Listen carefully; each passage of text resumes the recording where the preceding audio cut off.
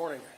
I want to thank everyone for being here and being part of this response. You need to know that the response is being led locally, but also at the state level, with very active participation. I was awakened this morning with a phone call from Nim Kidd, who is the Executive Director of the Texas Department of Emergency Management. And we were on their radar screen. And as we were walking out of the Sheriff's office, we had a call from Senator Boerne. I've been in touch with both our state senator and our state representative. And we have assets available. There's a lot of discussion about casualties, how many fatalities, a lot of discussion about how many people are missing. And I've been advised not to use any numbers. We do have some numbers, but we're not going to use them at this time. We'll have another meeting. What is it, 3 o'clock? We have another one? Yes, sir. Okay. And hopefully be able to flesh out some of those numbers. But suffice it to say, this has been a very devastating and deadly flood. I happen to live on Highway 39, which was the Guadalupe River this morning. And from the benchmarks, from the people that my wife bought the property from years ago, this far surpasses the 87 flood. I'm happy to say that the water did not get in the house. It got my office and the fence and the gate and the outbuildings. But when you look out your front door and you see the Guadalupe River running, it'll wake you up, let me tell you. With that, we can confirm that we are jointly working with each other. We don't have specific counts on the number of helicopters or different pieces of equipment at this point. Again, we'll probably try to have a little bit more information about that at 3 o'clock. But what we need is cooperation and prayers. And for the cooperation, if there are any people that are interested in trying to donate anything to help us with this response, please do that with the American Red Cross and identify this event, the Guadalupe River flood, and we'll let them handle that. And with that, I want to introduce the mayor. We share responsibilities. Both I do the county, he does the city, but he is the senior emergency manager for the city. Mayor? Thank you, Judge. Thank you for being here. My role today is to say thank you. Thank you to the men and women who are working to save lives, save property. This came at night when people were asleep in bed.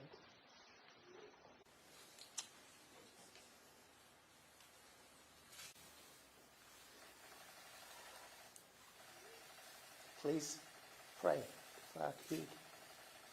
Thanks.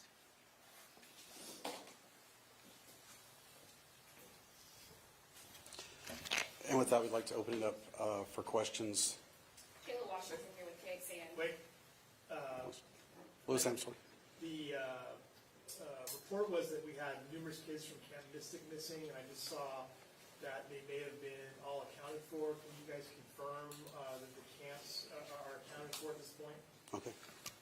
Judge? I can respond to that. We can't say for sure that they're all accounted for. We know that there are some missing. We know where some of them are stranded.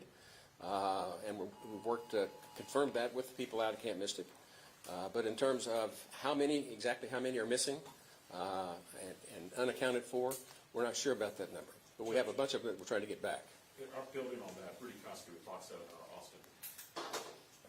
These kids, were they in trees? You know, where were these rescues and how were these rescues done? I don't know the answer to that question. And by who? Was it National Guard, DPS? I don't know. Kayla Washington here with KXAN. I know you guys aren't giving specific numbers. Would you be able to give us any indication of the people who you guys have found who unfortunately did pass away? Are they older? Are they younger? Actually, most of them, we don't know who they are. We're having to fingerprint them at the funeral home. And one of them was completely naked. We didn't have any ID on them at all. So we're trying to get the identity of these folks, but we don't have it yet. There are other camps that we are having viewers ask us about. The Heart of Hills Girls Camp and another Boy Scout camp. We have a lot of parents who are watching right now who are concerned about their kiddos at several of these camps. Have you heard any? We have a lot of camps. Right. And I live right across from Rio Vista Camp. There are questions about that too. I don't know any specifics about any of the individual camps. What I do know is that everybody is doing their very, very best and trying to get this identified as much as we can. Parents who have their kids at these camps, how can they find out if their kids are safe? Call the camp. Do we have any idea how many rescues you've already attempted this morning, swiftwater rescues? Any ideas on that? Dozens. Dozens. Can you talk to us about what kind of warning system might have been in place last night, just to make sure that everybody got out safely? We do not have a warning system on the roof. Earlier, I was told that the boats couldn't even be deployed near the Junction Highway. The boats were on standby, they're waiting on aircraft. Is that still the case right now? These are all aircraft rescues of boats? I don't know anything about that. Judge, why weren't these camps evacuated yesterday? Texas Department of Emergency Management put out an all-call and said, there's going to be a problem. We knew there was going to be a problem. Why weren't these camps evacuated? I can't answer that. I don't know. Well, you're the judge. I mean, you're the top official here in this county. Why can't you answer that? There are kids missing. These camps were in harm's way. We knew this flood was coming. We didn't know this flood was coming. Rest assured, no one knew this kind of flood was coming. We have floods all the time. This is the most dangerous river valley in the United States. I agree. And we deal with floods on a regular basis. When it rains, we get water. We had no reason to believe that this was going to be anything like what's happened here. None whatsoever. Do you have any streamlined process for reuniting families who are still? Yes. We have some reunification locations. In West Kerr County, it's at the Ingram Elementary School. And for here in Kerrville, it's at the Arcadia, I think. Is that right? And then they'll have to coordinate. You know, ultimately, the two have to coordinate to see who we have and who we don't.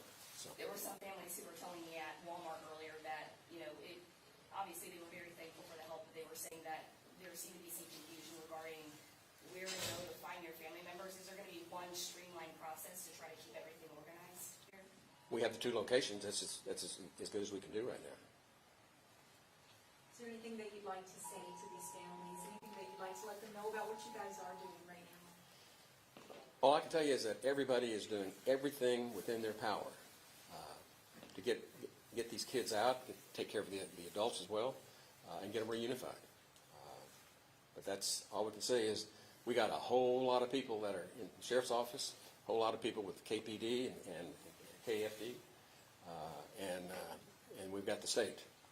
Can you speak to the specifics of what all the agencies that have been brought into the community to help with this event? Well, obviously there's the DPS, and I worked with the MKID on TDM. And do we have any others at this point? Texas Parks and Wildlife. Yeah, TPW. Texas Parks and Wildlife. Texas Yeah, Task go ahead. Force. Thank you. So some of the resources that are out there right now, we're working with Texas Department of Emergency Management through their processes and their teams. And by the way, I'm Dalton Rice, the city manager for City of Kerrville. Through Texas or through TDM, all the different assets can be deployed throughout the state. So through different STARS requests. So both the city and the county issued disaster declarations recently. We are in contact with the governor's office. There are even federal assets as far as Coast Guard. So we are working with as many possible agencies. We've had cities reach out to us across the board within the region to offer their support. Dawn, can you speak to? Just one more question, please.